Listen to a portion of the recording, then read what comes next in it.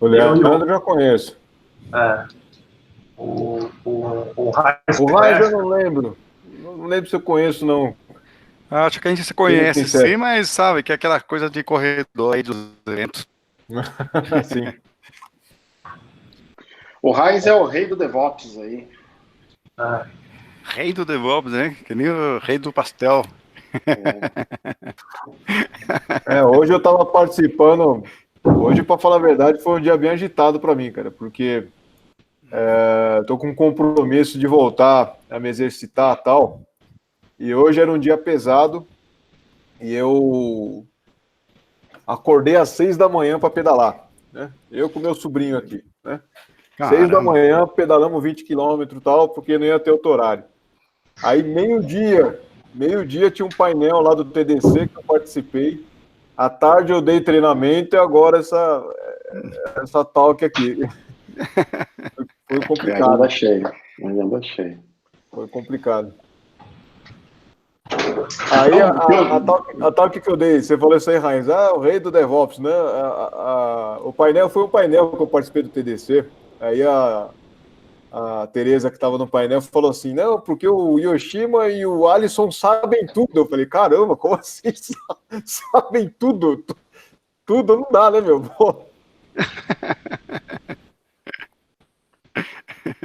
É uma bela dupla aí.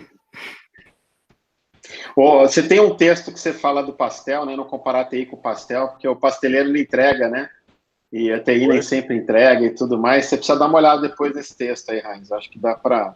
Toda vez que o pessoal fala. Legal, fazer umas boas metáforas aí, né? Quando eu faço trabalho de consultoria, o cara reclama para mim e fala: pô, aqui parece uma pastelaria. Eu falo: cara, não parece uma pastelaria. Pastelaria presta um bom serviço, te atende na hora, sabe? Você pede ali, ele frita na hora. Você não é uma pastelaria. Você não é porque você acha que você tem muitos pedidos que você é uma pastelaria, não. Pastelaria é um negócio robusto. Legal. Ele atende o propósito dele, né? Nem sempre a TI tem atendido ainda. Temos gente nova aí, Fernando, né? Fernando entrou. Isso. Fernando, boa noite a todos. Tudo bem? Você é da onde, Fernando? Boa noite. Estou em Piracicaba. Isso. Trabalha com alguma área? Como que é? Trabalhei muitos anos na Volkswagen e minha última posição na Schott, trabalhei 4 anos como gerente de engenharia do produto. Hoje estou em transição de carreira. Legal. Bem bom. Temos aí o Alan também entrou, né, Alan? Alan é da Bosch. Tudo bem? Boa noite. Boa noite, pessoal. Boa noite a todos. Muito bom estar com vocês novamente. Tá bom. Temos mais gente aí que entrou, né? Renato deve ter entrado também. Renato. Legal, o Mosquinho tá aí, que é da Petrobras. Hoje ele dá aula, né? Mosquinho, professor.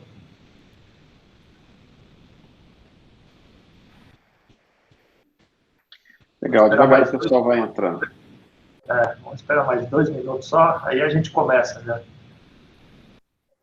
Muito bem. Obrigado pela presença aí. Vamos ver.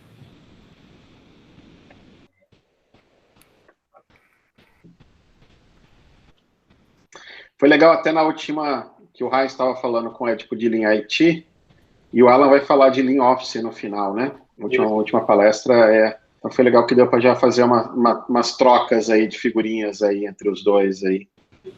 Vai ser bem legal. O Guilherme também vai falar, né? Isso, ele vai falar de Lean Manufacturing, né? Isso. Então, vai ter algumas partes do Kanban, viu, Rodrigo? Só que é o Kanban da manufatura. É o Kanban raiz, né?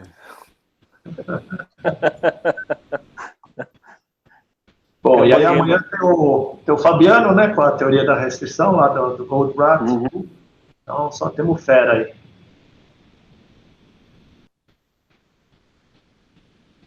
Mas está vindo. Renato. Tudo bem, Renato?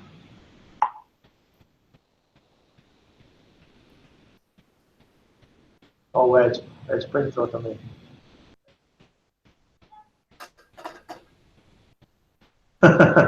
Renato está dando janta para aqui. E aí, pessoal, boa noite. Boa noite. Boa noite, Opa, Edipo. boa noite, Edipo. Tudo bem? Bem-vindo. A Nádia está aí também, entrando.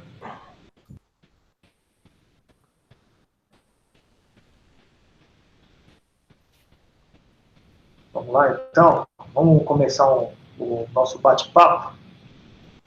Está todo mundo me ouvindo, né? Sim. Então, bom, boa noite a todos. Obrigado aí pela presença. É difícil, né, tá à noite, depois de um dia de trabalho.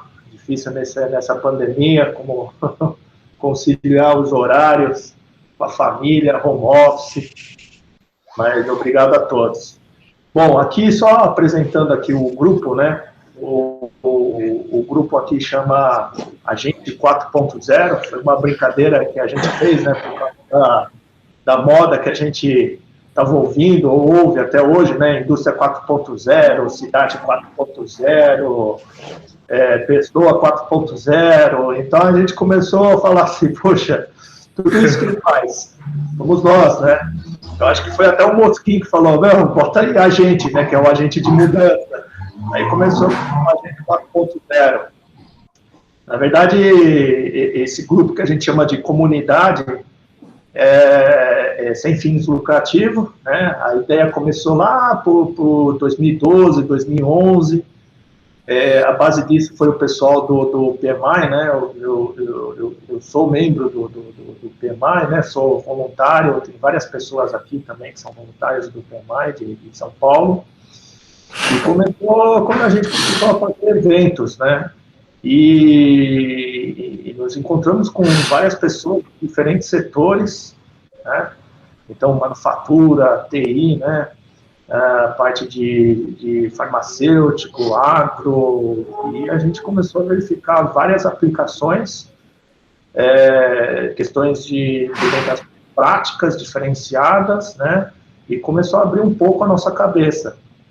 E até pessoal da parte acadêmica, então Unicamp, USP, Mackenzie, FAP, FEI, então a gente começou a trocar a experiência, né? Então, para levar um pouco desse mundo teórico para o prático, e a gente viu que tem muita miscelânea, ou seja, tem muita adaptação, né? E tem o nosso famoso jeitinho brasileiro, essa verificada diferente, né? E começamos a expandir isso. Então, já tivemos vários encontros na UNIME, na Bosch, na ISA, né? Onde veio já o pessoal da Embraer falar um pouco sobre caminho crítico, né? Corrente crítica, na verdade. Já vimos o pessoal lá da engenharia de análise de valor, falando, né, um pouco sobre a parte de análise de valor. Metodologia ágil, né, modelos híbridos, tivemos agora em IT. Então, começamos aí já umas 3 semanas atrás, 2 semanas atrás, a fazer esses eventos online, já que a gente não consegue ter um encontro físico, né, por enquanto, mas o intuito é, assim que liberar, se normalizar, a gente volta aí aos encontros presenciais, né. E está aberto ao público, né? Então, o Rodrigo, o Heinz, né, o Edipo, todo mundo que está aí, o Leandro já participa, é aberto ao público para a gente alavancar mais o conhecimento da nossa comunidade e do Brasil, né? A gente não ficar para trás, vamos dizer assim. Então é isso, agradeço aí, eu vou deixar um pouco o Rodrigo apresentando, né? E, Rodrigo, mais ou menos a dinâmica daqui é 40 minutos, mais ou menos, você apresentando, trocando ideia, e depois 20 minutos a gente abre para um bate-papo, né? Mas, assim, é bem flexível, né? Fique à vontade aí de conduzir o time, tá bom? Obrigado aí pela presença, Rodrigo. Nada, obrigado, Nakamura, a você. Pessoal, boa noite. Deixa eu me apresentar, eu sou o Rodrigo Yoshima. E, bom, eu vou bater um papo com vocês hoje sobre Kanban. E possivelmente, como foi comentado comigo, muitos de vocês aí são pessoas da manufatura ou de grandes empresas. Possivelmente vocês devem ter um contato de Kanban para manufatura, tá? E o que acontece? Paralelamente a isso, ou melhor, paralelamente ou não, porque o Kanban na manufatura surgiu nos anos 50, 60, né? Um pouco mais adiante na história, vamos dizer assim, um grupo de pessoas começou a estudar como que nós podemos aplicar as ideias da Toyota para o trabalho do conhecimento. É sobre isso que eu quero falar com vocês.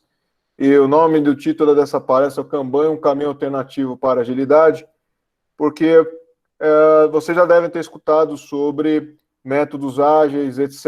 E o Kanban se posiciona como um caminho alternativo para a agilidade, porque vocês vão notar que a forma da gente muitas vezes mudar uma empresa, a forma como a gente vai influenciar a mudança, na minha opinião, é um pouco diferente. É um pouco diferente do ágil tradicional, vamos dizer assim, tá? Pessoal, tá todo mundo vendo o slide aí? O slide aqui Sim, aí, sim. tá 100%? Tá. Então, vamos lá. Tá? Pessoal, é o seguinte. Aqui, cara, tá um pedaço, cara, do meu diploma de bacharelado em administração de empresas, cara, pela Universidade Mackenzie. E tem uma indagação ali, cara, o que você não aprendeu na sua graduação em administração e nem no MBA? E eu vou contar um pouco da minha história. Na época que eu fiz o Mackenzie aí, a data tá aqui, acho que não tá, mas eu me formei ali, cara, em 95, tá? Na verdade, desculpa, eu colei grau ali em 2002, eu comecei em 2000 eu comecei em 96, cara, a universidade. Demorei um pouquinho para me formar. Nessa época, e o contato que eu tenho com a academia, para falar a verdade, hoje em dia, isso não mudou tanto. Na época que eu me formei, que era administração, tinha possivelmente 3 destinos certos para você quando você fazia um curso de administração, tá? Ou você ia administrar os negócios da família, e geralmente era uma indústria ou algo do tipo que o seu pai ou os seus tios tinham, e você possivelmente ia herdar aquilo lá tudo, não era o meu caso. Ou você ia trabalhar num banco, tá? Ou você ia trabalhar na manufatura. Esses aqui são os 3 destinos fatais, cara, que você tinha quando você fazia um curso de administração na virada do milênio, tá? E o problema que eu vejo é que hoje nós temos, para falar a verdade, uma grande área de serviços que possivelmente você não tinha muito conteúdo sobre isso na sua graduação. Hoje nós precisamos administrar como que um departamento de marketing funciona, ou como é que uma agência de publicidade funciona, ou como uma área de tecnologia funciona. E hoje, para falar a verdade, eu administro uma empresa de treinamentos. E eu digo para vocês que possivelmente o conteúdo, fora possivelmente alguns conceitos de economia e contabilidade, eu não uso praticamente nada de teoria geral da administração do que eu aprendi, cara, em TGA1, TGA2, no meu curso de graduação. Hoje, para falar a verdade, quando nós falamos sobre o trabalho do conhecimento, abrange, para falar a verdade, um grande leque de opções que não são necessariamente você trabalhar num banco, não é necessariamente você trabalhar numa fábrica. E, para falar a verdade, hoje nós temos uma grande área que nós chamamos, cara, de negócios digitais, que possivelmente também a sua graduação não te ajudou, tá? E o que acontece, então? Eu vou passar uma agenda rápida aqui. Isso aqui é um slide propositalmente, cara, com bullets, com a foto do meu cachorro, tá? Por um acaso, meu cachorro também se chama Kanban, é esse vira-lata aí que tá aí, tá? E em 15 minutos eu vou tentar explicar o que é Kanban. Eu vou falar um pouquinho sobre a motivação para o método Kanban e vou apresentar possivelmente um autor que pode ser novo para vocês. Vou mostrar alguns casos de sucesso também e vou principalmente falar sobre um assunto interessante que é orientação a serviços e, como vocês vão notar, o título dessa palestra vai ser entregue em cima desses assuntos. Lembre-se, Kanban, caminho alternativo para agilidade. Bom, primeiro, quando a gente fala hoje de Kanban no mercado, possivelmente as pessoas da manufatura vão fazer associação direta com o modelo da Toyota. E se você perguntar para a tecnologia, eles vão imaginar, cara, que é isso aqui. Isso aqui é a foto de um cliente meu. Era uma empresa de produtos de tecnologia, uma empresa de internet, para falar a verdade. E as pessoas estão aqui, na época que a gente podia ir para o escritório, conversando na frente de um quadro, onde aqui tinha as necessidades que o cliente estava solicitando para essa empresa, e eles estavam aqui discutindo qual que era a melhor estratégia para entregar. E cada um desses post-its aqui era uma demanda do cliente. O cliente fez um pedido, esse pedido tem que ser entregue. No trabalho do conhecimento, o pedido, para falar a verdade, muitas vezes é uma ideia, o trabalho muitas vezes é não palpável, e a gente usa mecanismos de gestão visual. Na época que a gente estava no escritório, usava um quadro como esse, hoje, possivelmente, a gente usa um quadro digital. Quando nós falamos sobre Kanban, é notório que a gente está falando também, cara, sobre gestão visual. E esse aqui seria um exemplo de uma gestão visual. Agora, quando nós falamos sobre Kanban, nós estamos, na verdade, falando na obra deste cara que está aí na foto, que é o David Anderson. O David Anderson, ele estuda sobre gestão há muito tempo e aproximadamente lá no ano de 2000 e alguma coisinha, ele começou inicialmente a utilizar a teoria do Eliyahu Goldratt, a teoria das restrições, para o trabalho de tecnologia, para o trabalho do conhecimento. E o David encontrou algumas restrições na teoria das restrições, e por influência de um outro autor, que é o Donald Reinertsen, ele chegou à conclusão que seria melhor fazer um sistema puxado, utilizando a mesma filosofia da Toyota, porém para o trabalho do conhecimento. Então, um sistema puxado para o trabalho do conhecimento. Só que quando o David começou a explorar essas ideias, ele notou, cara, que você tem dois problemas básicos quando você quer mudar um sistema no trabalho do conhecimento. O primeiro é que no trabalho do conhecimento você tem uma tendência natural à sobrecarga de trabalho. Como eu falei para vocês, o trabalho não é palpável, não é um trabalho tangível, não é um carro que você está construindo, não é uma geladeira que você está construindo. Ou seja, cara, o trabalho em progresso, muitas vezes, no trabalho do conhecimento, ele não é óbvio, ele não é inteligível.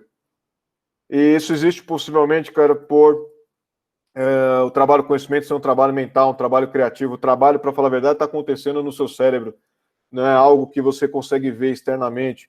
Isso, para falar a verdade, é uma grande crise para quem administra serviços, para quem administra trabalho do conhecimento, porque, por exemplo, eu venho da área de tecnologia, e quando eu liderava equipes de tecnologia, eu via lá, cara, o desgraçado do programador na frente do computador, e ele olhava para a tela, e aí ele arrumava a cadeira um pouco para trás, e aí ele olhava de novo. Aí ele levantava, ia tomar um café, e não conversava com ninguém, ficava assim com a mão na boca. E quando eu era líder, cara, de equipes de tecnologia, sempre indagava, pô, esse cara tá pensando, ele tá enrolando, ele tá fazendo o quê? E é a crise do trabalho não ser palpável. E, pessoal, hoje na área de tecnologia, hoje nas empresas de serviço, nós temos, cara, uma pandemia que não é de coronavírus, nós temos uma pandemia de burnout, nós temos uma pandemia de estresse. E hoje, para falar a verdade, muitos trabalhadores do conhecimento têm que sofrer, cara, os problemas psicológicos que muitas vezes o trabalho traz. E isso muitas vezes é criado porque uma empresa que presta serviço, uma empresa que atua no trabalho do conhecimento, ela acaba por se comprometer além da capacidade dela. E isso gera o quê? Gera sobrecarga de trabalho, gera trabalho empurrado, gera possivelmente uma queda na qualidade, alta rotatividade de profissionais. E este é o primeiro problema que o David tentou resolver. Ele pegou as ideias da Toyota e falou como que eu posso usar o sistema puxado no trabalho do conhecimento. E um outro problema que nós temos também, quando nós lidamos com trabalhadores do conhecimento, essa é uma frase do David: todo trabalhador do conhecimento, ele também pode ser um gestor, ele também pode ser uma pessoa que colabora, uma pessoa que dá ideias. Não que no trabalho da manufatura não possa, mas todo trabalhador do conhecimento é potencialmente um gestor. Porém, nós lidamos com pessoas e as pessoas naturalmente resistem à mudança. Nós temos uma frase célebre do Peter Senge que fala o seguinte: pessoas não resistem a mudar, elas resistem a serem mudadas. São duas coisas bem diferentes. E resistência à mudança é algo que nós temos que levar em consideração em qualquer sistema de trabalho. Agora, o David Anderson, inspirado pelas ideias da Toyota, inspirado pelas ideias da teoria das restrições, também inspirado no trabalho, possivelmente, do Edward Deming, inspirado, talvez também, em todos os pensadores do pensamento sistêmico, tá? Donella Meadows, por exemplo, e outros. Ele formatou um método que nós chamamos de método Kanban, inspirado aí pelo modelo da Toyota, e esse método, ele é a nossa aposta para resolver esses dois problemas. Como é que nós fazemos isso? Bom, vamos lá. Eu vou tentar explicar o Kanban aqui, como eu falei, no máximo 15 minutos. E o que acontece? Primeira propriedade ou primeira prática do Kanban: visualize o trabalho. Tá? Visualize o trabalho. Você não consegue gerenciar o que você não consegue ver. Então, você precisa, na verdade, tornar o trabalho palpável, tornar o trabalho, para falar a verdade, inteligível, como eu disse. E, geralmente, para isso, a gente usa ferramentas onde a gestão visual vai tornar esse trabalho invisível visível. Essa é a primeira prática do Kanban. Você não consegue gerenciar o que você não consegue ver. Torne o trabalho visual de algum jeito. A forma predileta de nós tangibilizarmos o trabalho é imaginar que as demandas que eu tenho para uma determinada área do trabalho com conhecimento, para uma empresa do trabalho com conhecimento, para um departamento do trabalho com conhecimento, para um time do trabalho com conhecimento, é você manifestar tudo que está sendo solicitado num quadro e colocar possivelmente as etapas do workflow de forma que eu consiga ver qual que é o estado do trabalho, fazendo uma passada de olho bem rápida num quadro desse. Então, visualização é importante, porque o trabalho, o conhecimento, ele é invisível, nós temos que torná-lo palpável. Outra prática: limitar o trabalho em progresso. Nesse quadro aqui em particular, a minha estratégia para limitar o trabalho em progresso é eu dizer que nessa etapa do trabalho aqui só podem ter 3 demandas. Nessa etapa do trabalho aqui só podem ter 5 demandas. Eu posso, por exemplo, também dizer que, olha, essa demanda A que está aqui, que está com esse post-it aqui, é uma demanda que está bloqueada por uma outra área, por um outro departamento, ou por outra coisa. Mas a forma como eu combato a sobrecarga de trabalho e a forma como eu protejo a minha organização para ela não se comprometer além da demanda, seria eu ter uma forma explícita, uma política, para falar a verdade, para dizer que, olha, não dá mais para caber trabalho, não tem como as pessoas suportarem mais trabalho. Isso, para falar a verdade, tem diversos benefícios paralelos. Você luta contra a sobrecarga do trabalho, ao mesmo tempo que você aumenta a qualidade. Você faz o fluxo ser acelerado, porque o trabalho não vai ficar tanto tempo parado em WIP, parado em filas. Você também torna o sistema de trabalho mais previsível, porque você não vai ter, possivelmente, a inflação que as filas do seu processo geram. Isso tudo é baseado também na Toyota. Então, limite de trabalho em progresso é também uma das práticas do Kanban. Isso aqui, tudo que está aqui é uma sugestão, mas você pode implementar essas práticas do jeito que você quiser. O Kanban é um método extremamente flexível. O que nós temos como práticas do Kanban, que é o que está nesse slide, na verdade, são práticas que dão uma flexibilidade para você. Tudo isso que nós falamos que são práticas do Kanban são coisas que comprovadamente, com método científico, são justificáveis. Tá? Terceira prática gerencio o fluxo. E quando eu falo sobre fluxo, empresas mais maduras enxergam o fluxo como sendo algo end-to-end, desde o momento que o cliente pediu algo até o momento que isso foi entregue. E quando eu falo isso, foi entregue, pode ser, por exemplo, uma campanha de publicidade, pode ser uma ação legal, pode ser uma contratação feita pelo RH, pode ser também um produto de software, uma peça publicitária, tudo isso que, como eu falei, cara, são pessoas queimando neurônio para gerar um produto, para gerar um serviço, para gerar um resultado final. Quando a gente fala sobre gerenciar o fluxo, nós estamos falando, faça o trabalho fluir, porque uma organização só ganha dinheiro quando a gente entrega algo, e se é desta forma que nós ganhamos dinheiro, a gente tem que fazer com que esse fluxo seja acelerado, que seja mais rápido, gerenciando gargalos, olhando onde é que não tem colaboração, onde é que o trabalho para, aonde que as coisas não funcionam. Quarta prática, torne as regras do jogo claras. O Kanban por si não tem regras, mas o Kanban fala para você, se na sua organização tem regras, torne essas regras claras. Regras claras vão fazer as pessoas se sentirem mais seguras, regras claras também vão fazer você questionar as regras, por que essa regra existe?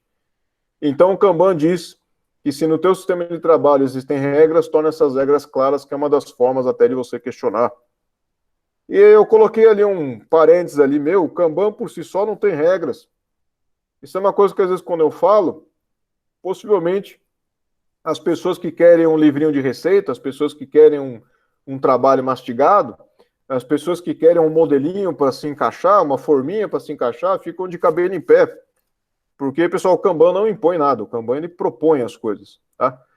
O Kanban, para falar a verdade, ele diz, cara, que essas práticas vão te ajudar, a forma como você vai implementar elas, como eu falei, fica por você.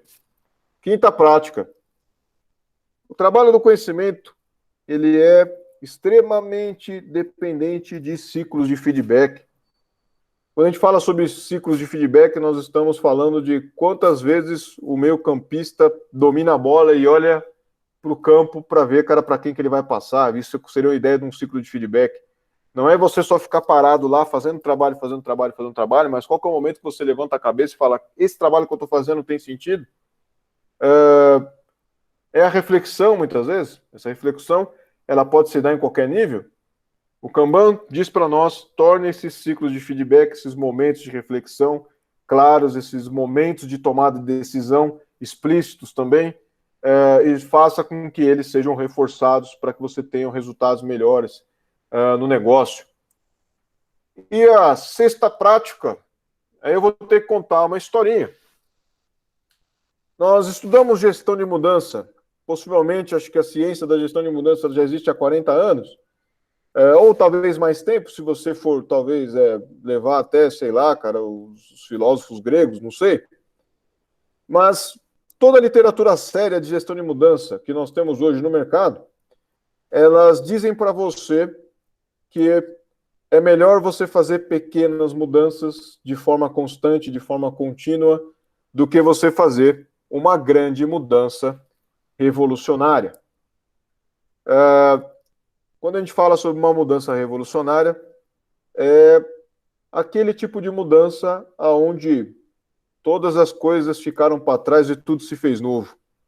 Quando a gente fala sobre uma grande mudança revolucionária, significa você renegar completamente o status quo, você dizer que, olha, não tem nada de útil, cara, que nós fazemos aqui na empresa, tudo tem que mudar. E esse pensamento revolucionário, possivelmente, ele é bastante presente na área de tecnologia, principalmente, porque na tecnologia tudo tem que ser disruptivo, cara. Tudo tem que ser, vamos mudar tudo, e muitas vezes a mudança, para falar a verdade, ela nem tem muito propósito, mas talvez, cara, a geração mais nova, talvez os movimentos que nós temos hoje no mundo levam as pessoas a essa sedução, tá tudo errado, vamos mudar tudo. E quando nós fazemos esse tipo de mudança, o problema é que o impacto que nós temos na capacidade geralmente segue uma curva J. E quanto maior a mudança você aplicou aqui, cara, tentando desromper o status quo, maior é a sua perda de capacidade. Quando eu falo sobre perda de capacidade, seria a sua capacidade de financiamento, a sua produtividade, os produtos que você tem no mercado. Estou falando de capacidade aqui de uma forma ampla, né? E, para falar a verdade, nós temos um nome no Lean para isso, que é a mudança disruptiva, né? O Kaikaku. Porém, o Kanban prega que a gente faça, na verdade, mudanças evolucionárias, evolução do seu processo. A ideia do Kanban seria: tem coisas que a sua organização faz bem, tem coisas que a sua organização tem maestria, e tem coisas da sua organização que não são legais, tem talvez departamentos de áreas que não se conversam, talvez tem, por exemplo, um determinado tipo de trabalho que a sua organização não sabe fazer, e possivelmente isso tem que ser mudado. As coisas que não estão adequadas ao propósito do seu negócio tem que ser mudado. E a prática do Kanban é essa: melhore colaborativamente e evolua de forma experimental. Toda mudança tem que ser um experimento.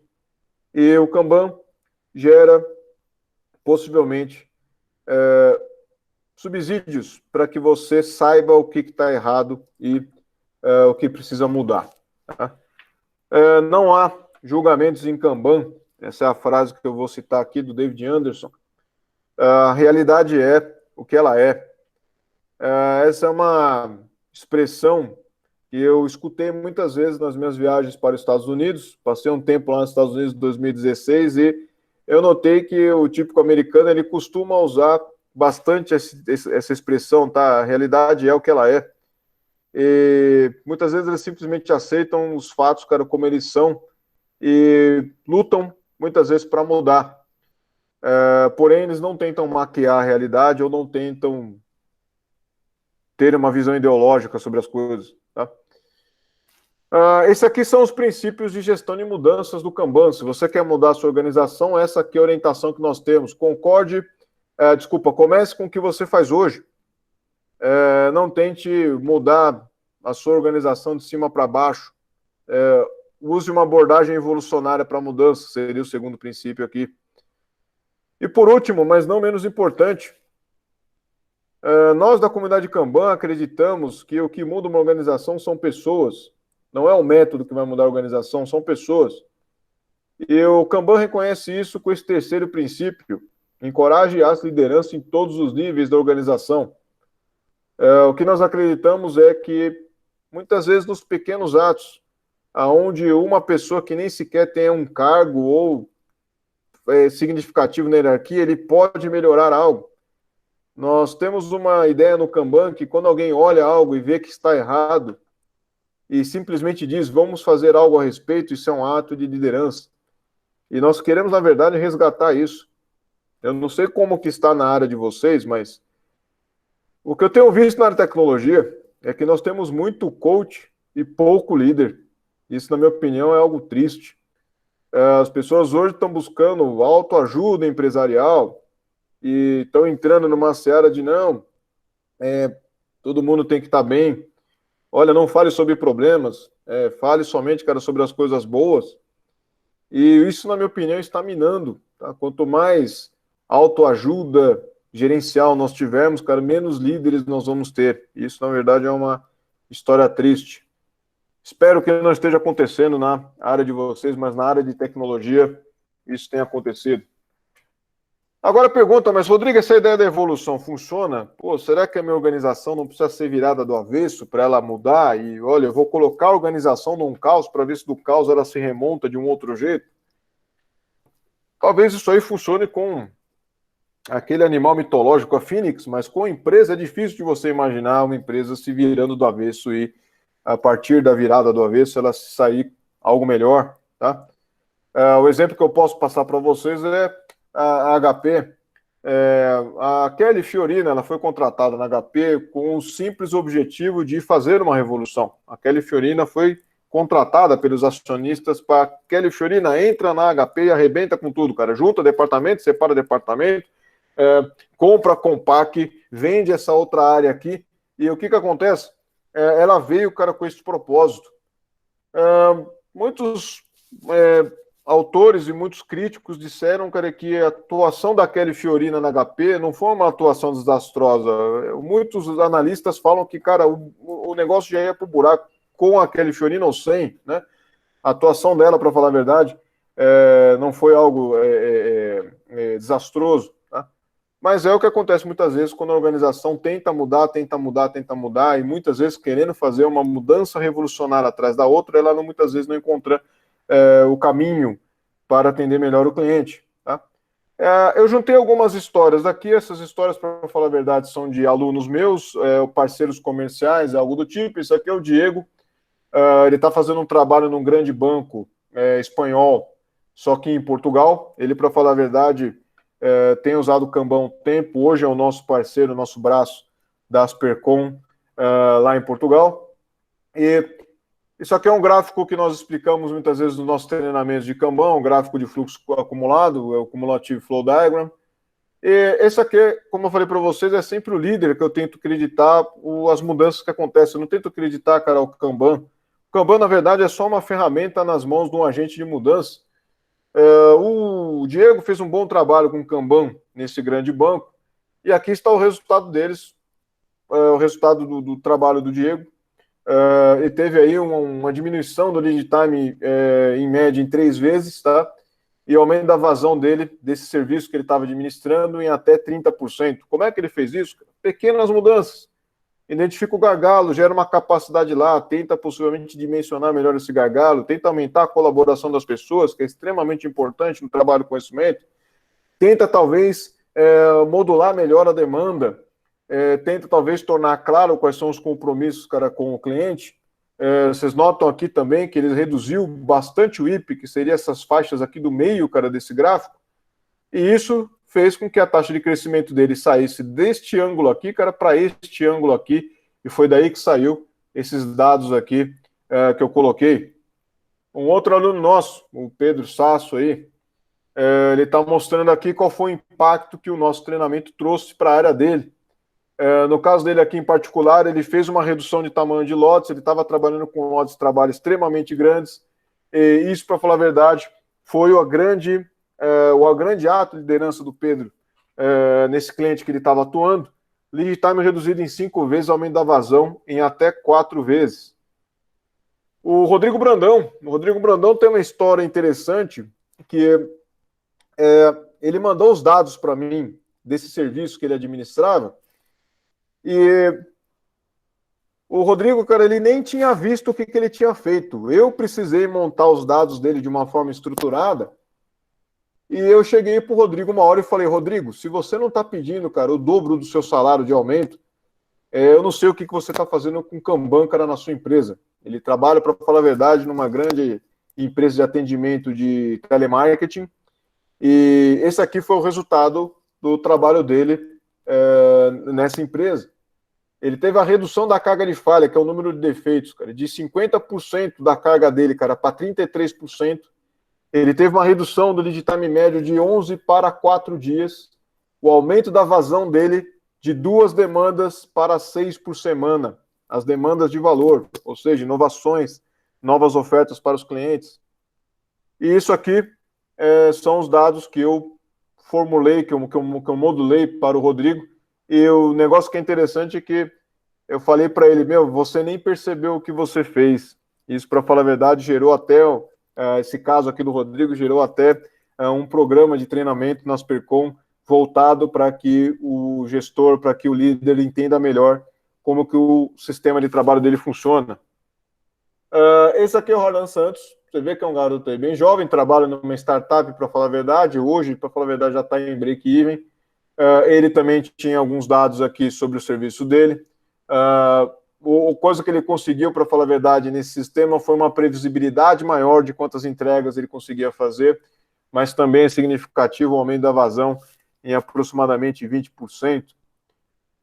O Weber, ele atua na Ecatu Seguros. Nós estamos fazendo um trabalho com a Ecatu já há bastante tempo. Eles estão evoluindo bastante na maturidade deles, e eu acho que o grande desafio nesse caso em particular aqui, nós temos até palestra contando sobre esse caso lá no canal da Aspercom no YouTube. Isso aqui, para falar a verdade, foi uma transição no modelo de maturidade Kanban, de maturidade 1 para maturidade 2. Hoje, para falar a verdade, tem alguns serviços lá na Ecatu indo para a maturidade 3. E uma coisa que eles conseguiram lá que eu achei bem interessante foi a desprojetização da empresa.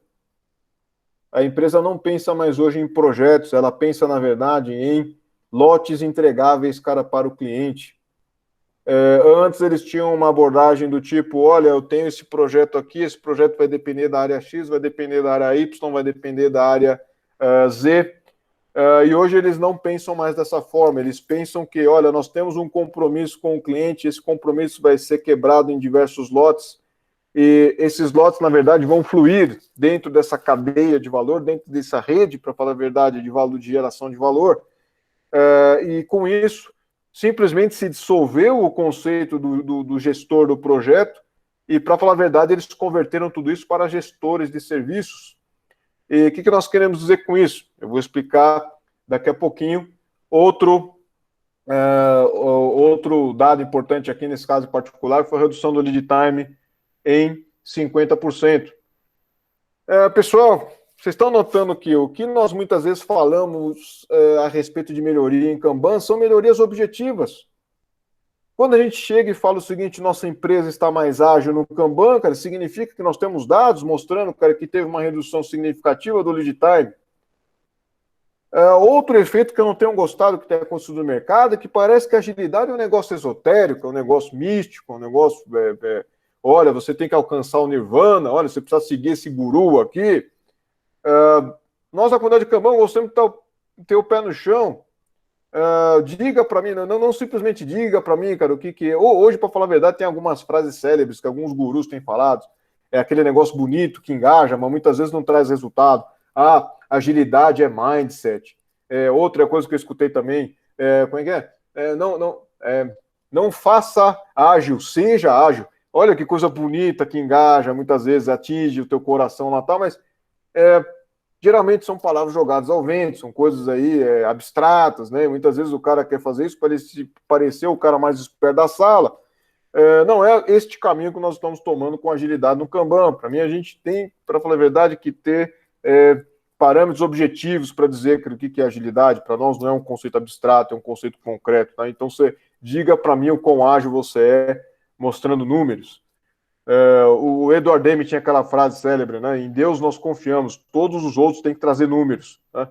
A gente gosta muito dessa frase. Vamos lá, eu quero falar um pouco sobre essa orientação a serviços.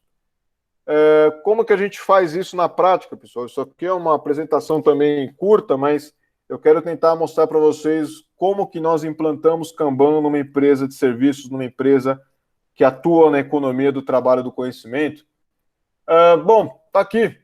A sua empresa está num determinado contexto e o mercado tem um monte de demanda, mas a sua empresa em particular, ela não atende todas as demandas do mercado. Tá? A sua empresa em particular, ela atende a oferta 1, a oferta 2. Aqui, o mercado tem um monte de necessidades, mas a sua empresa em particular decidiu atuar somente nesses dois segmentos ou nessas duas ofertas. Até aqui, cara, eu não contei nada de novo. Para falar a verdade, a sua empresa oferece algumas coisas no mercado, como a minha, por exemplo, oferece treinamento, a minha oferece consultoria, também temos ofertas de eventos também nas Percom. E o que acontece? Possivelmente na sua empresa, você tem um caminho por onde essa demanda vai passar. Possivelmente você tem aqui uma área de marketing e vendas que está dando a cara diretamente aqui, cara, para o mercado, mas o que acontece? Eu tenho uma área A, que ela atua com caixinhas azuis, eu tenho uma área B, que atua com caixinhas vermelhas. E uma outra coisa que eu tenho também é um serviço compartilhado, um time aqui que ele atende as dois tipos de demandas. Não sei qual que é a sua estrutura, mas esse aqui é só um exercício mental. O que acontece então? O marketing e vendas, ele possivelmente demanda dessas duas áreas aqui. Essas duas áreas aqui, elas demandam desse time hub aqui, que é um serviço compartilhado, pode ser o seu RH, pode ser a sua infraestrutura, pode ser o seu departamento legal, não sei. E talvez esse time hub aqui, eventualmente, precise do pessoal de marketing e vendas aqui. Ou seja, o que acontece, pessoal? Existe, na verdade, um processo de descoberta de informações dentro da sua organização. Aqui no marketing e vendas se descobre, por exemplo, o que o mercado está comprando, qual que é o valor que o mercado está disposto a pagar no produto, qual que é o segmento que nós estamos atingindo, como que a gente vai vender esse negócio, e depois entra possivelmente para uma área aqui que vai dizer, cara, como que nós vamos fazer o design desse produto, como é que vai ser o design do serviço. E possivelmente para eles fazerem o trabalho deles, eles precisam de áreas periféricas ou de áreas que estão ao redor desse elemento que é core business. Pessoal, a pergunta é como é que a gente resolve isso? Como é que eu gerencio um sistema que está criando informações, que está, na verdade, desfragilizando ali ideias abstratas em um produto ou um serviço? O que nós queremos com o Kanban é não muda a estrutura da sua organização para usar Kanban. Para falar a verdade, você kanbaniza cada um desses serviços, ou seja, o que o marketing recebe, o que ele entrega, o que a área A recebe, o que ele entrega. Ou seja, nós temos uma abordagem que nós ensinamos em treinamento, que é como que você cola o Kanban no processo atual. Essa é a ideia do Kanban com relação à evolução. Você cola o Kanban no seu processo atual e aí você começa a ver o que você tem que consertar. Deixa as coisas boas, cara, conserta aquilo que não funciona. Mantenha as coisas que estão funcionando e se foca nas coisas que não estão funcionando. E aí, com isso, nós imaginamos que você pode descobrir onde é que está o gargalo dessa área, qual que é o tempo que uma demanda que depende do serviço compartilhado, qual que é o lead time que leva quando depende, qual que é o lead time quando não depende. E aí a dança começa. Nós colocamos o Kanban simplesmente para o Kanban irradiar informação para nós, e aí depende de um ato de liderança seu para o sistema mudar, para que as pessoas tenham engajamento na mudança. O que acontece então quando a gente fala sobre Kanban? A gente não está possivelmente pensando somente numa área, mas se você for parar para pensar o que é o serviço, tá? Quando a gente fala sobre o trabalho desses líderes no serviço, se eu parar para pensar, quando a oferta 1 chega na empresa, ela passa por esse Kanban aqui, e aí, cara, ela é distribuída, cara, para esse Kanban aqui. Aí essas pessoas aqui têm a visualização deles, fazem a gestão do serviço deles. Talvez eles precisem lá, cara, daquele time lá, que é um serviço compartilhado. Quando esse time aqui termina o dele, volta para esse Kanban aqui, o processo segue. E possivelmente quando sai aqui da área A, volta aqui para o marketing devolve isso aí para o mercado. Se eu parar para pensar, cara, aqui que é o serviço oferta 1, não é só o Kanban do marketing, não é só o Kanban da área A, não é só o Kanban do time Hub. Para falar a verdade, um dos assuntos que nós mais conversamos hoje no mercado é agilidade nos negócios. Não agilidade na área, não agilidade na TI, não agilidade em um departamento. Nós falamos agilidade no negócio, ou seja, se você quiser ter impacto direto naquilo que você oferece como produto ou como serviço para o seu cliente, você tem que se focar possivelmente no nível mais alto, que seria o atendimento de ponta a ponta. Por isso que eu falei para vocês que é a ideia do end-to-end, tá? Não só um pedaço. Não vamos pensar na otimização local, vamos pensar na otimização global. E essa seria a lição, e nós temos também práticas para isso. Falei para vocês sobre as práticas de gestão de mudança, relembrando, comece com o que você faz hoje, concorde em buscar uma abordagem evolucionária para a mudança, encoraje a liderança, e essa aqui é a forma como nós nos focamos no cliente. Pessoal, o Kanban não é algo para você usar somente numa área, não é algo para você usar somente num time. O Kanban mostra o real valor dele quando você orienta serviços, quando você pensa desde o momento que o cliente te solicitou algo até o momento que isso foi entregue. Porque é isso que vai mostrar para você o quão competitivo você é. É isso que vai mostrar para você se você de fato atende a necessidade do cliente ou não, se o cliente está contente com você ou não. Isso, para falar a verdade, é um pouco descrito no que nós dizemos que é o modelo de maturidade Kanban, o KMM. Tá? Não tem tempo de citar aqui sobre o KMM, mas os nossos princípios de entrega de serviço são esses: concentre-se no cliente, cara. O que o cliente quer? Qual que é o objetivo dele? É nisso que você tem que se focar. Tem um proeminente líder aí na comunidade Kanban hoje no Brasil. Ele é meu xará aí, o Rodrigo Rossauro. O Rodrigo Rossauro, eu tive contato com ele no McDonald's.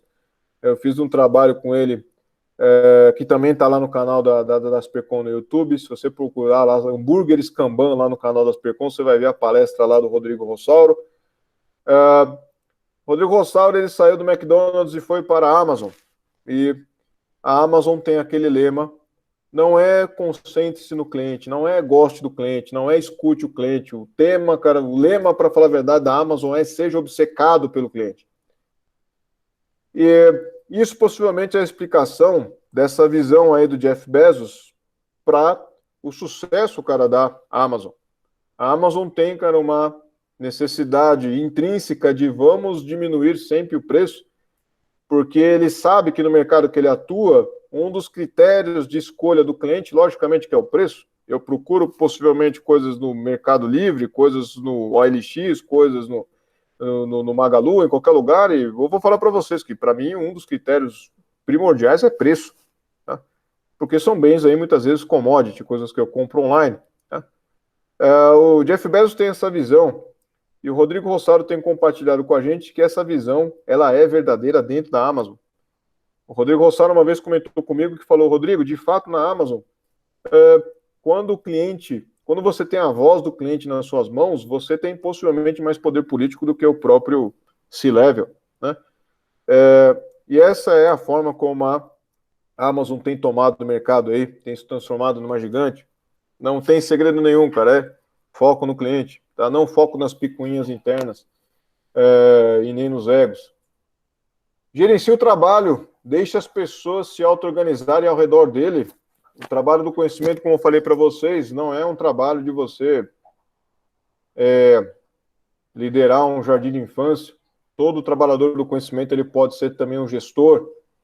E a ideia do Kanban é se concentre em o que precisa acontecer para o trabalho fluir. Não gerencie as pessoas, gerencie o trabalho, faça o trabalho fluir.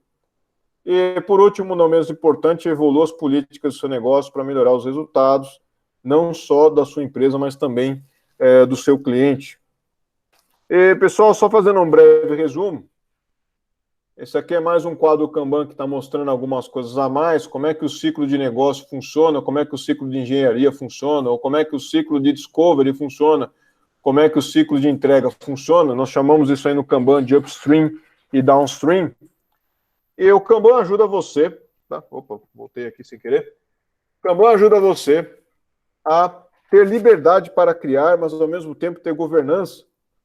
Algumas pessoas têm pregado no mercado que o processo criativo, o processo intelectual, qualquer tipo de criação no trabalho do conhecimento, também leva para o lado místico, leva para o lado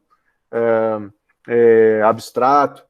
E eles imaginam, cara, que é impossível você ter criatividade e governança junto. O Kanban tem provado o contrário. Temos diversas empresas extremamente criativas, como a própria Microsoft, por exemplo, a Amazon, que eu tenho citado, e outras mais que estão, na verdade, usando o Kanban. Há várias startups, até do Vale do Silício, estão usando o Kanban. A questão é quais são as restrições que vocês querem colocar no processo, e isso é uma coisa que o Kanban dá muita liberdade. Você coloca a restrição que você quiser. Outra coisa que o Kanban ajuda, o limite WIP acelera o seu fluxo e também evita a sobrecarga de trabalho. Não sei quais de vocês trabalham com qualquer criação intelectual ou com qualquer tipo de trabalho onde você está queimando neurônios, um trabalho criativo, mas o cérebro humano tem também uma capacidade limitada. Eu, particularmente, quando eu tenho que resolver algum problema na empresa ou bolar um produto novo, se você sobrecarrega o seu cérebro com muitas informações ou muitas tarefas ao mesmo tempo, você é menos produtivo. Você vai fazer designs mais toscos, você vai possivelmente não prestar atenção em detalhes que são importantes, e essa é uma das formas também do Kanban trazer um pouco de humanismo para o ambiente de trabalho, tá? Outra característica aí, métricas de fluxo, como algumas que eu mostrei de alguns estudos de caso, elas vão dar previsibilidade sem necessariamente você precisar de estimativas. Essa é uma outra azeitona difícil de engolir no Kanban. O Kanban, não vou ter tempo de explorar muito isso, mas o Kanban ele tem uma abordagem de, ao invés de você usar a bola de cristal, você mede o serviço e a partir das suas medições você faz projeções a respeito do que vai acontecer no futuro. Isso é completamente diferente do que o PMI tem pregado no mercado nos últimos 20 anos. Tá? você consegue ser previsível mesmo sem estimativas, desde que você saiba, cara, como é que o seu cano funciona, como é que o seu cano de serviço funciona. Se você sabe, por exemplo, que a sua vazão, com 90% de confiança, cara, são 4 demandas por semana, você pode utilizar esse dado estatístico para você dizer quando é que um projeto de 40 demandas vai ser entregue. Isso, para falar a verdade, é o jeito Kanban de você ser previsível sem necessariamente especular, tá? Outra coisa também, uma visão end-to-end garante um alinhamento, garante também que o seu negócio é orientado ao propósito do seu cliente. Pessoal, essa possivelmente foi uma apresentação aí com que eu imagino que acho que seja útil para vocês. Existe um grande movimento em volta do Kanban, e para falar a verdade, aqui no Brasil, eu que estive promulgando o Kanban nos últimos 10 anos, e eu tenho ficado muito contente com os resultados. Eu tenho notado que no meu trabalho nos últimos 5 anos é criar líderes, é fazer pessoas que estão ali, cara, com a pele em jogo, que querem, cara, melhorar um sistema de trabalho. E eu tenho usado o Kanban como uma ferramenta para criar esses líderes. E eu acho que a última lição é exatamente essa, tá? Para você levar a sua organização para outro lugar. Você vai precisar possivelmente criar líderes se você não os tem, ou você vai precisar possivelmente ter que valorizar os líderes que você tem, equipar esses líderes com boas ferramentas, como o Kanban e outras aí que eu tenho estudado, para você ter melhores resultados. É possível gerenciar nerds, cara, é possível gerenciar esse novo tipo de profissional que tem surgido, a pessoa orientada a essa nova economia que tem sido criada. Pessoal, era isso. Acho que no seu ponto que eu estourei do tempo aí, né, Camura? Então, quanto tempo nós temos para a conversa, para o bate-papo, para as perguntas? Vamos lá. Bom, obrigado, Rodrigo, pela apresentação ali.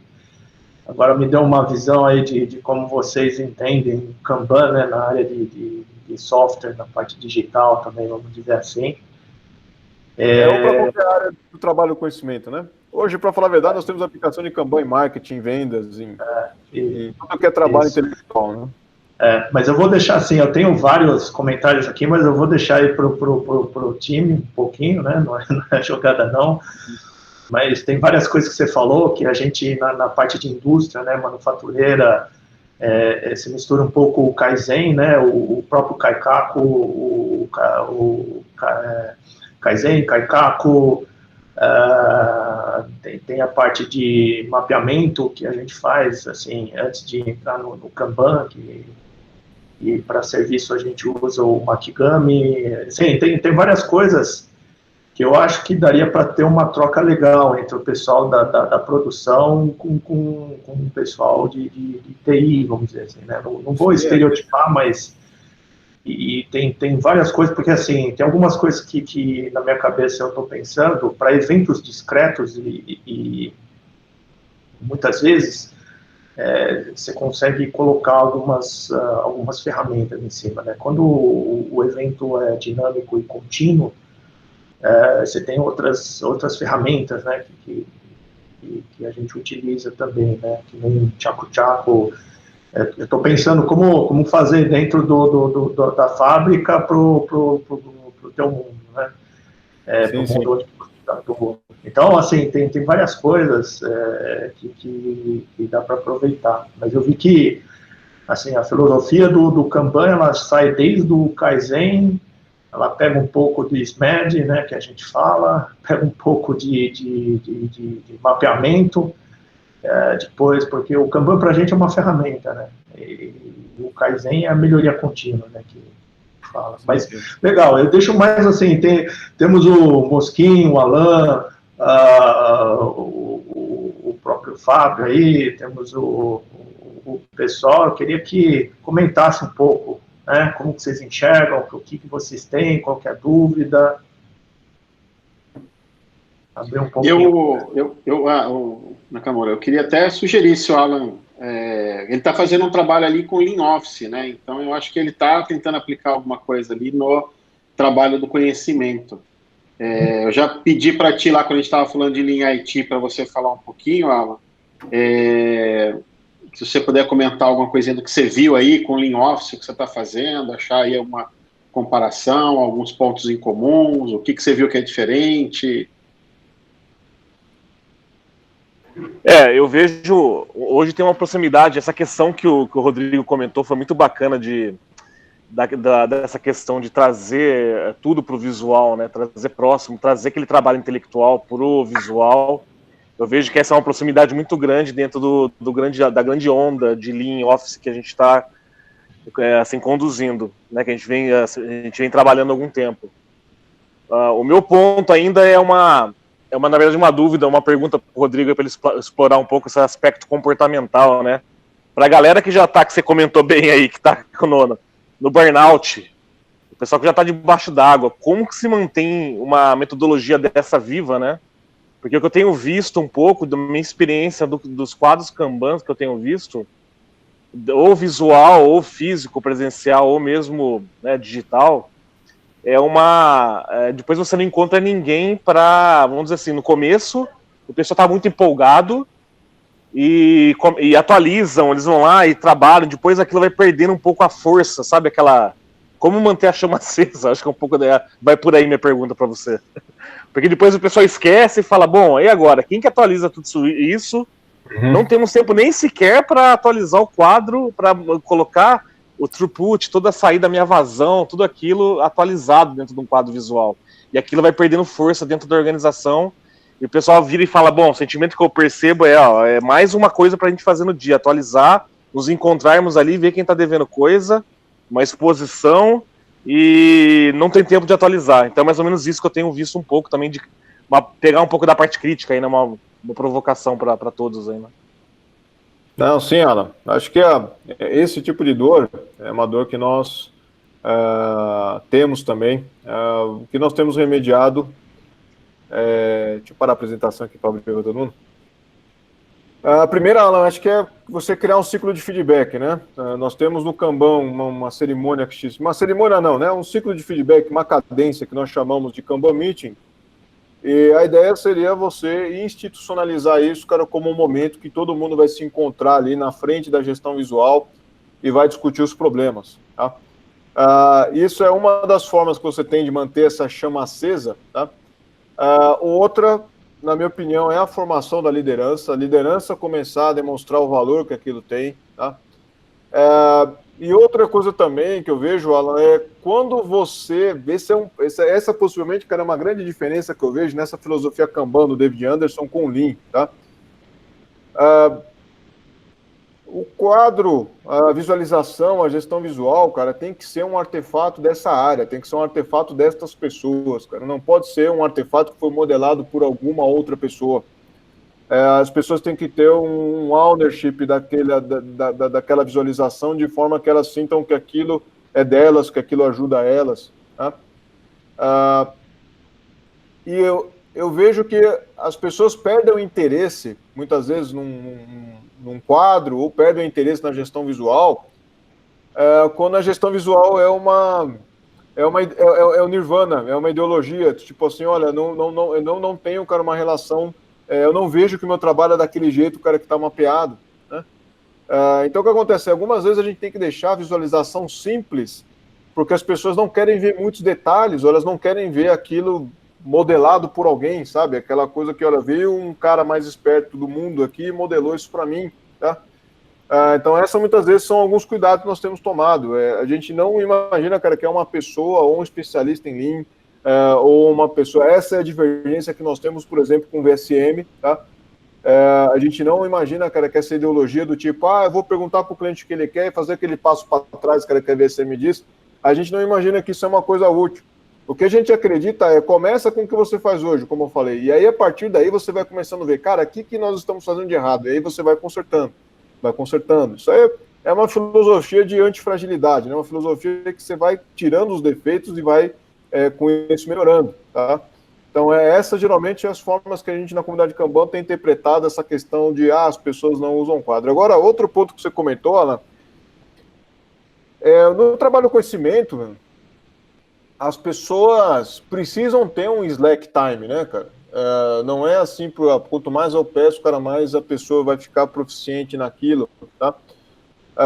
Se a sua área, se o teu sistema, cara, tá tão sobrecarregado, cara, que as pessoas não têm tempo, cara, de parar 10 minutos no dia para atualizar um quadro, eu imaginaria que tem um problema um pouco mais profundo, tá?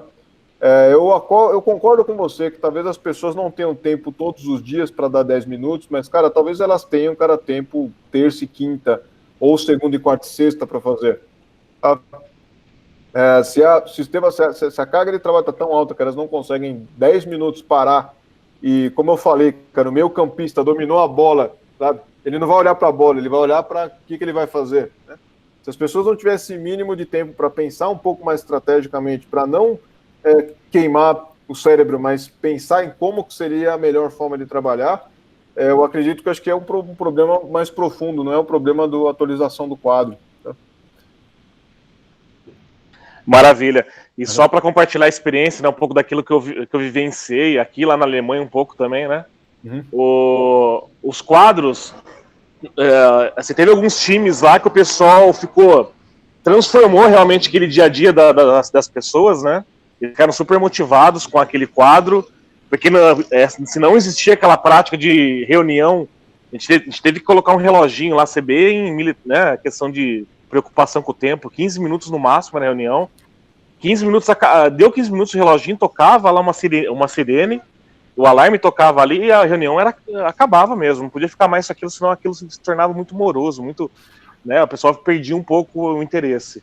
Então eu tive experiências positivas com relação a isso. Então o pessoal realmente começou. E isso, outra prática que a gente começou a usar que deu muito certo foi cada um apresentando um dia. Porque senão fica aquele apresentador que você falou, o espertão da classe, né? Fica o mesmo cara apresentando e puxando tudo. A galera fala, pô, se o dia que o cara não tá lá, tá viajando, tá fazendo outra atividade, o quadro não funciona. Então uma coisa que a gente fez foi rodar para que todos apresentem um dia da semana, cada dia um. Fizemos um quadro com o nome de todos. E a pessoa vai falar, hoje sou eu. Ou poderia ser uma coisa, né, a própria pessoa, ela pedia para apresentar, ou poderia ser espontâneo, a gente fazer um sorteio ali na hora. Mas também a experiência ruim que eu tive com isso, esses encontros matinais, foi de... Só existe a reunião quando a gerência ou a diretoria tá lá, junto com o pessoal. Quando a diretoria, o membro não tava lá, a reunião não aconteceu, o pessoal não ia até o quadro. Então, compartilhando um pouco das cicatrizes. Não, é verdade, cara. Uma das coisas que a gente aprendeu, cara, para falar a verdade, o comportamento humano, é que a gente fala sobre essa questão de evolução, e se você for pegar na evolução biológica, ela acontece por conta do desconforto, né? Ela acontece por conta de um ambiente que está mudando, né? E essa é a parte triste, para falar a verdade. O ser humano ele só muda quando tiver um desconforto, né? Ele tem um estado de homeostase que o ser humano sempre busca, né? Olha, eu quero ter minha comida aqui, eu quero ter aqui o meu telhado aqui. E isso, na minha opinião, é algo natural. O problema, para falar a verdade, é o que é a fonte desse estresse, né? O que é a fonte desse desconforto. Se a fonte do desconforto precisa ter um C-level aqui, senão o negócio não funciona, essa que geralmente é a razão que a gente quer mudar, né?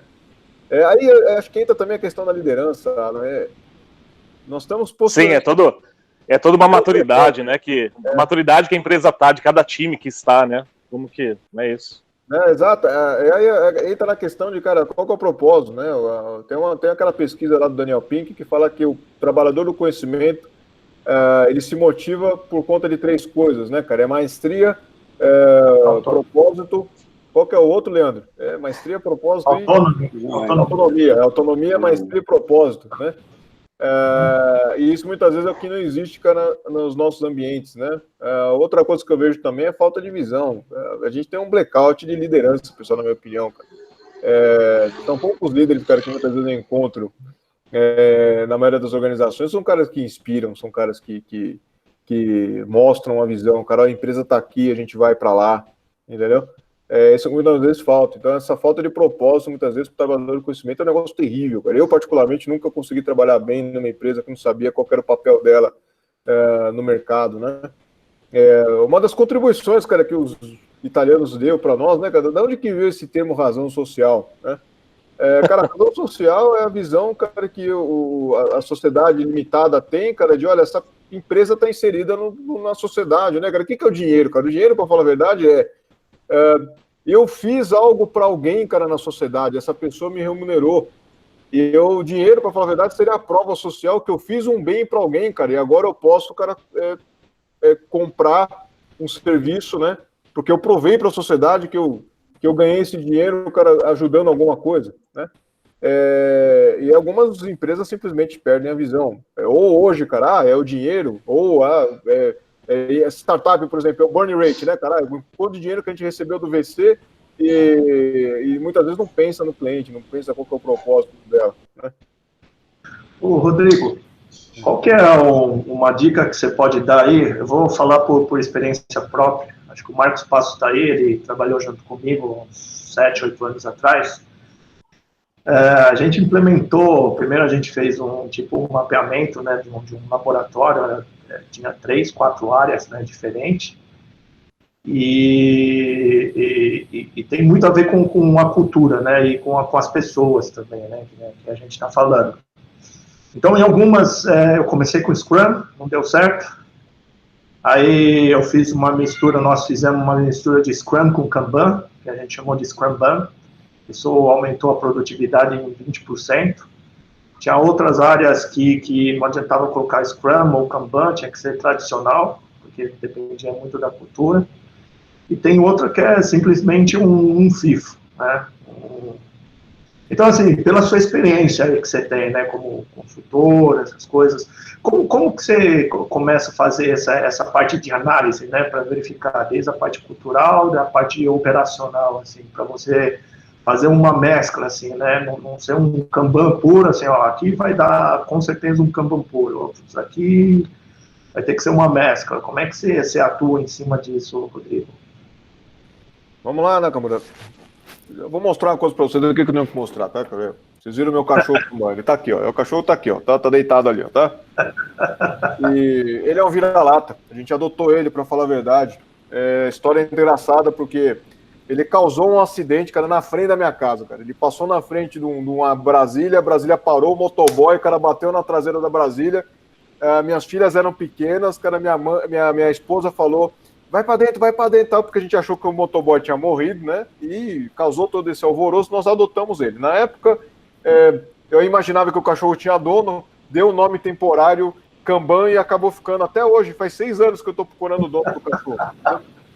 E eu acho que é bem interessante contar essa história, porque na Nakamura não existe Kanban puro, cara. Não existe isso, cara. Todos os Kanbans são vira-latas, cara. Todos, tá? E, para falar a verdade, pessoal, o ponto é exatamente esse, Nakamura. Como é que eu resolvo esse problema? É simples, cara. Eu não faço design de processo. Deixa o Kanban mostrar para você o que está errado, cara. Tá? Cola do jeito que está hoje. Começa com o que você tem hoje, né? Isso. Você não precisa fazer um projeto, cara. Você não precisa, para falar a verdade. Qual que é a filosofia do Kanban? Tira as fragilidades, cara. Como é que a gente torna um sistema robusto? Tirando as fragilidades, né? Então, assim, você não se preocupa com isso, cara. Deixa que o fluxo vai mostrar para você o que você tem que fazer, né? Então, você comentou assim, pô, cara, Scrum não deu. Por quê, cara? Porque possivelmente você empurrou algumas práticas, porque o Scrum é um pacote meio fechado, né? Você empurrou algumas práticas e você notou, cara, que, como eu falei para você, talvez o desconforto foi alto demais. Tá? Então, o que acontece, cara, o que a gente tenta fazer com o Kanban? A gente evita isso. Não faça design do processo. Cola do jeito que está hoje. Tá, ó, hoje é isso aqui que eu tenho.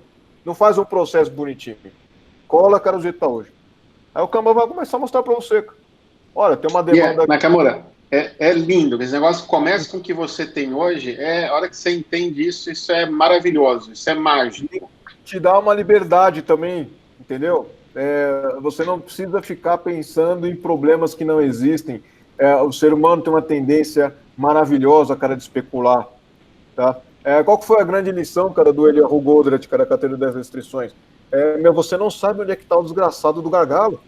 Por isso que ele fala que o primeiro passo da teoria das restrições encontra restrição. Porque você não sabe. Não julgue, né? Eu falei, não julga, mas cola o Kanban do jeito que está hoje. E ele vai flutuando, né? Torna visível, né, o teu processo, é só isso. Todo Kanban é um diferente do outro. E isso faz totalmente sentido. Você comentou, as culturas das empresas são diferentes. Outra coisa que a gente questiona, cara, o que garante que a sua visão da cultura da empresa é a correta, né? Como que você vai chegar? Por exemplo, isso acontece muito no mundo ágil. Essa empresa não é ágil. Quem que é você? Que você não está vivenciando a empresa. Consultor de ágil fala muito isso, né? Eu chego numa empresa hoje e eu não vou, cara, inicialmente me focar na cultura. Eu vou me focar em quais os resultados que ela está buscando. Qual que é o problema que você tem que resolver? Nesse processo de colar o Kanban, que chama Static, né? Nesse processo de colar Kanban, faz parte do nosso treinamento com a MP1, esse processo de você colar o Kanban, ele parte de para que serve esse serviço, qual que é o propósito dele. É nisso que a gente tem que se focar. Não se foca na cultura, cara. A cultura, para falar a verdade, cara, é um reflexo da sua filosofia de gestão, cara, é um reflexo do seu modelo de gestão, tá? Não foca na cultura. A cultura ela vai mudar conforme você vai, possivelmente, mudando o seu modelo de gestão.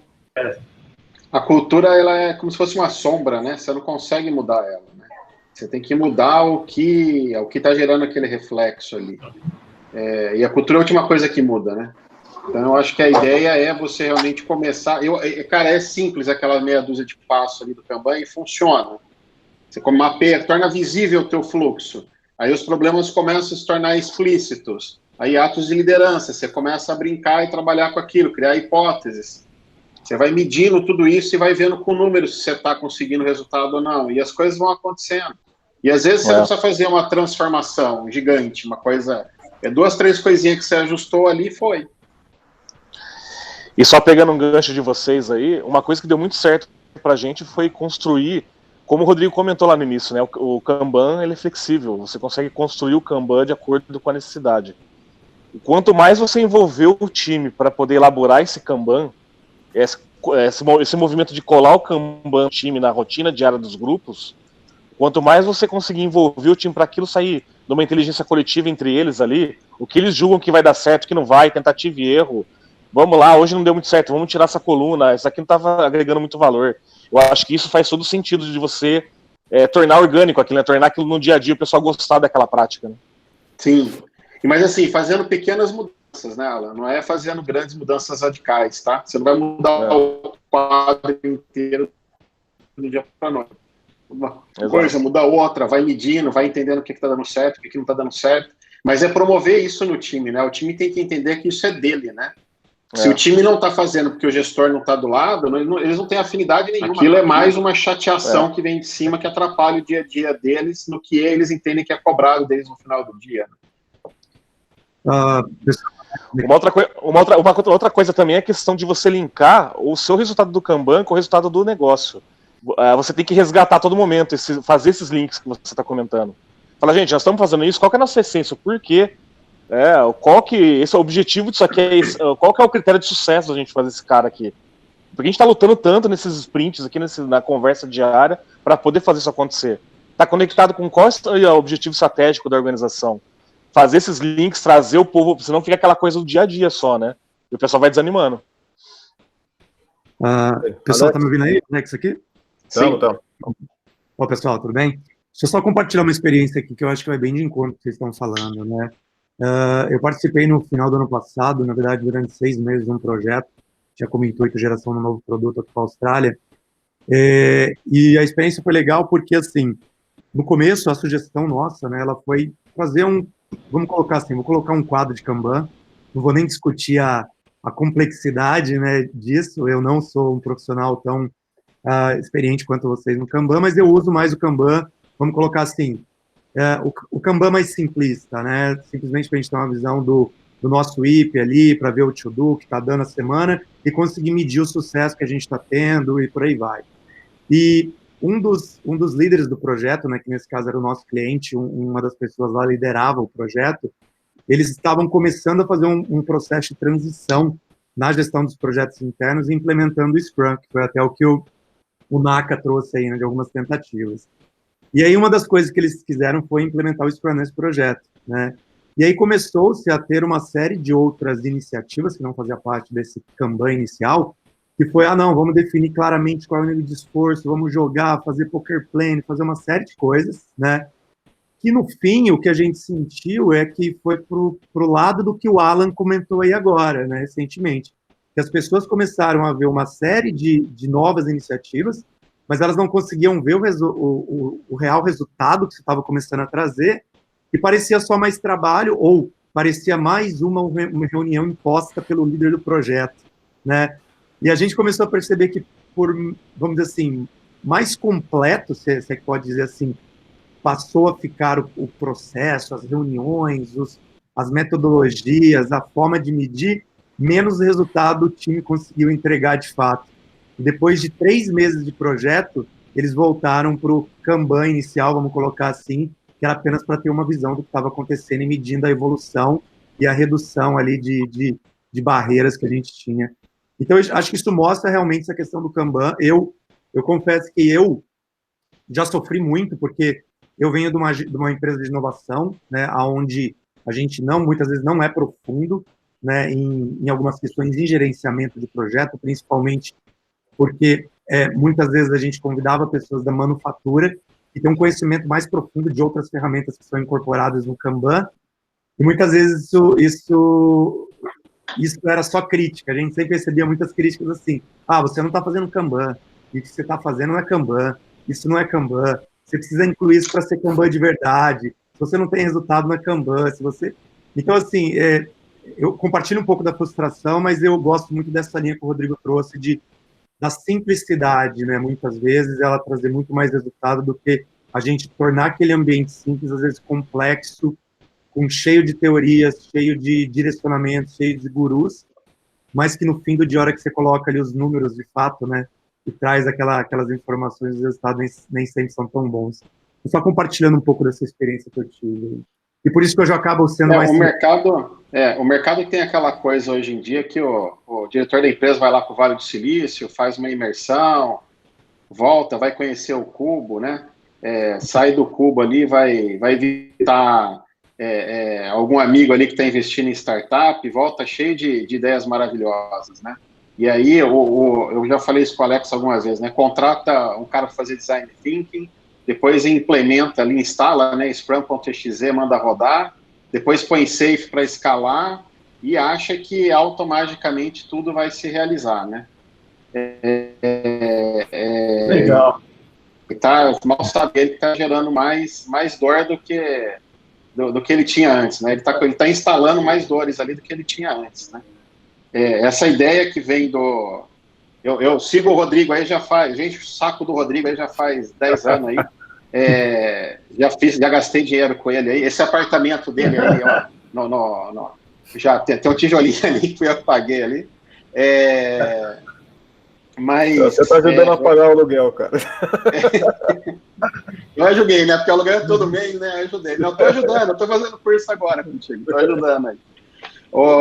Mas eu acho que essa abordagem, cara, ela é fantástica, assim, por experiência, assim, cara. Você chega lá, você senta com o time, entende do jeito que eles estão fazendo hoje, você simplesmente torna esse processo visível.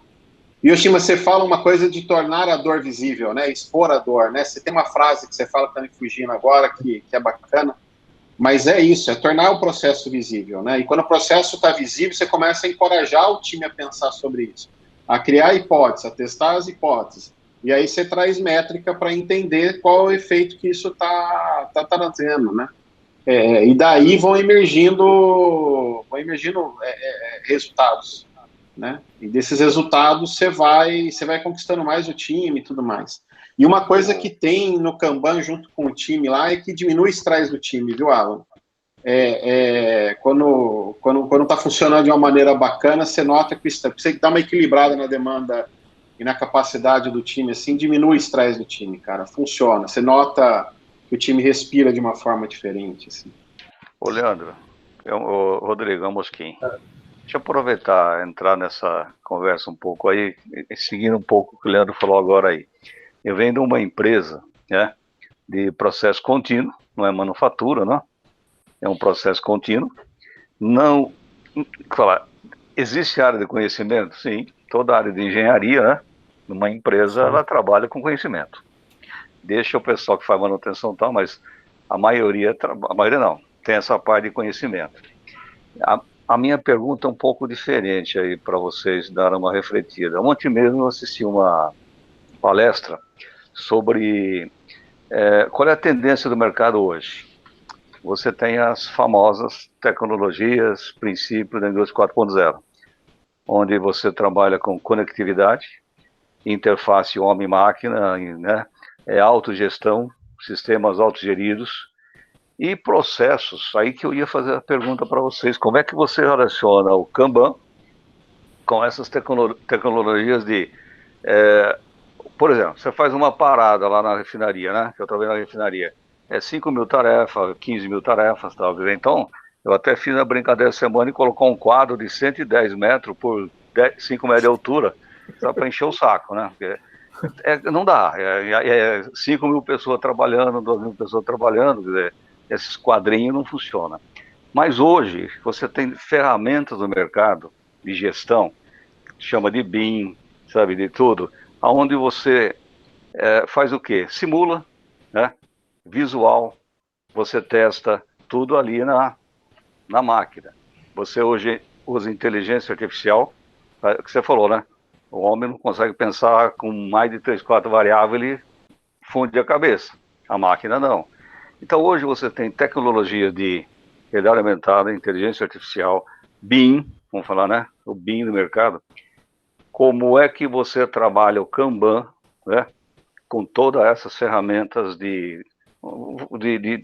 tecnologia avançada que tem no mercado hoje? Vamos lá. Eu tive o contato com uma refinaria, isso aí foi no começo do ano, foi pré-pandemia, e eu acredito que acho que possivelmente é uma oportunidade que saiu da minha mão.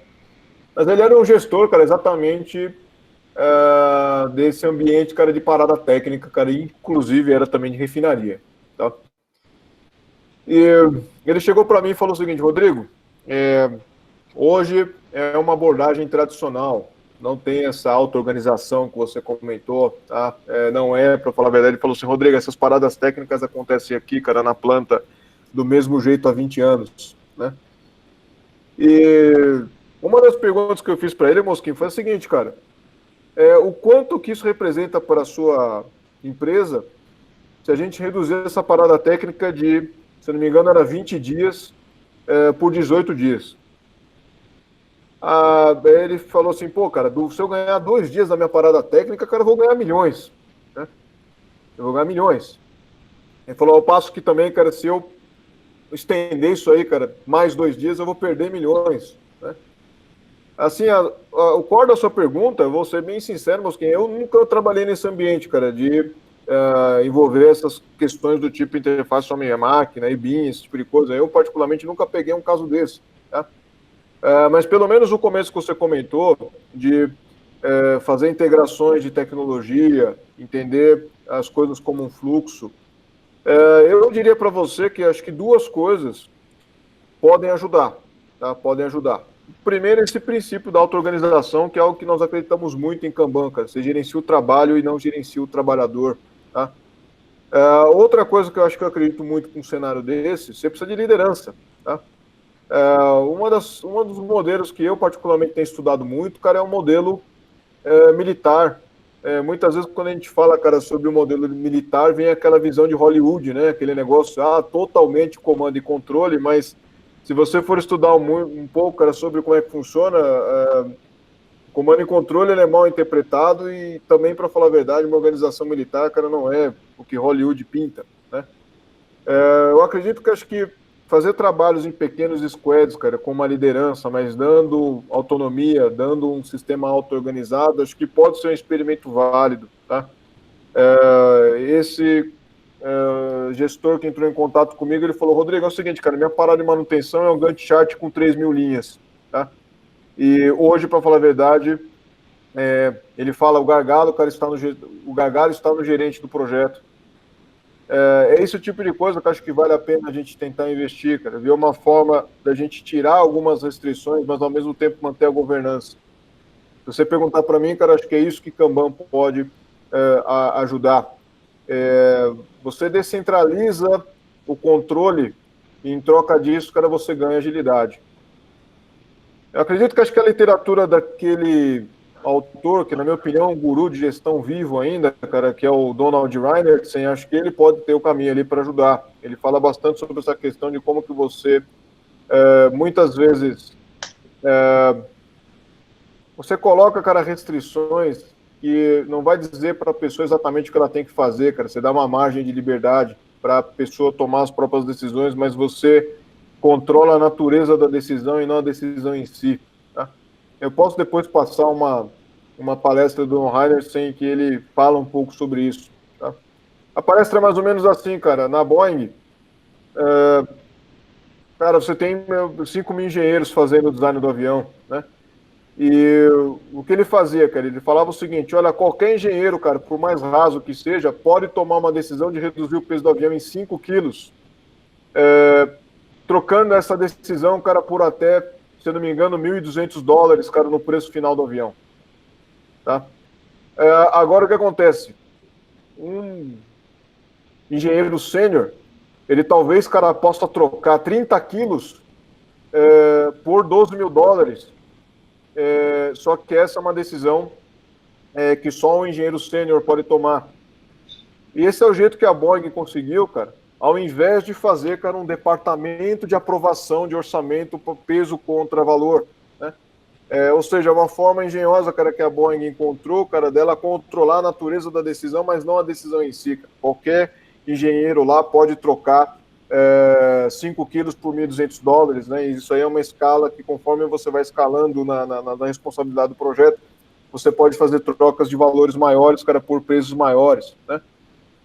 Essa é uma coisa que eu acredito. Você coloca restrições, cara, e deixa as pessoas se auto-organizar em volta da restrição. Uma coisa que eu não acho interessante, cara, é um projeto como esse, uma parada técnica, cara, que custa $milhões, ser feito do mesmo jeito, cara, durante 20 anos, né? Isso mostra uma organização que ela simplesmente está buscando robustez, mas não está buscando eficácia. Né? O Rodrigo, só para quem te falou que faz do mesmo jeito há 20 anos, bom, tem que procurar onde é essa empresa, tá? Porque na que eu trabalhei, né, ela vem evoluindo bastante. E eu participo hoje de uma Associação Brasileira de Planejamento e também da diretoria da Associação Brasileira de Manutenção, né? E o que a gente percebe é uma busca, sabe, de todas as empresas. Eu não vou falar para a melhor solução, mas querem melhorar. Todo mundo está procurando, por isso que eu te perguntei, como é que se aplica Kanban numa parada? Porque se eu falar que você sabe como aplicar, eu garanto para você que vai ter um monte de empresa que vai querer saber como é que se aplica. Por quê? Todo mundo está procurando a tal da eficácia, sabe? Da sustentabilidade. É a realidade. Um dia de parada, imagina uma unidade que produz 6 milhões de litros de combustível, né? Um dia que você ganhe, pronto. Sabe? É por isso que eu te perguntei, se você tem alguma, já discutiu com alguém esse assunto, né? A gente tinha uma planta pequena nesse cliente em particular, tá? Infelizmente, cara, foi um dos clientes que foi impactado, cara, pela Covid, né?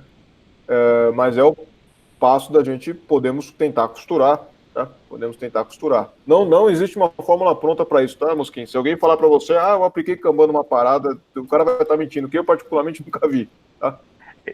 Vamos fazer uma coisa, então, eu proponho, então, para você, Rodrigo, a gente sentar um dia, vamos fazer um bate-papo aqui, eu tento explicar para você o que é um processo de parada, sabe?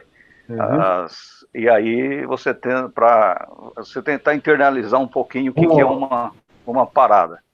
Você vai falar para mim, cara, que existe isso aí, a gente vai lá numa parada, eu fico um mês numa parada.